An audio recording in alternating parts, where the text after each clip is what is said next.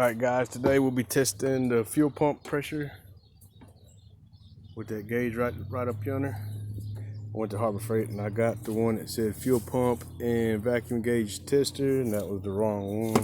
Didn't have none of the stuff. Then I went and got the fuel injection pump tester, and it was the right one, but it didn't have the right connections, man. The connection I had on it was a valve stem. Looks like the valve stem coming out your tire. Looks like that. So I took it off, grabbed my valve stem remover, took it off, and then I just hooked the hose straight to it and straight to that gauge, which I'll show you here in a minute. We're gonna fire it up and show you what it does. That's all the pressure we got. Once we turn the key on, I don't know if you can see that,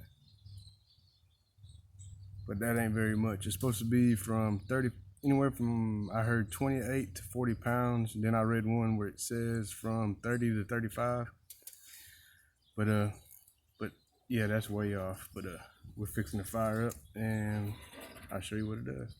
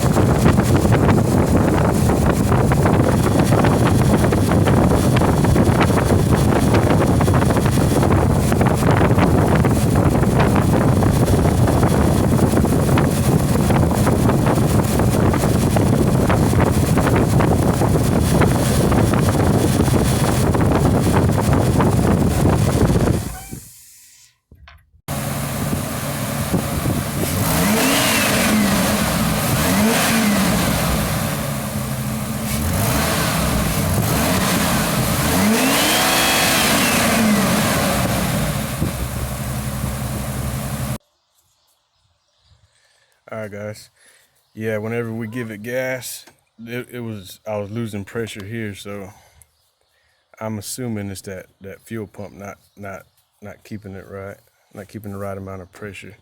I'm gonna go ahead and change the fuel pump first. If it's not that, it could be that fuel regulator. That son bitch is way back in there, man. I'm gonna change the fuel pump first, and then I'll let y'all know what it does. And if that's not the problem, well, at least I got a new fuel pump. But after the fuel pump, I'm gonna go ahead and change that fuel regulator if it doesn't fix it. But yeah, man, like I said, the tester port is right there.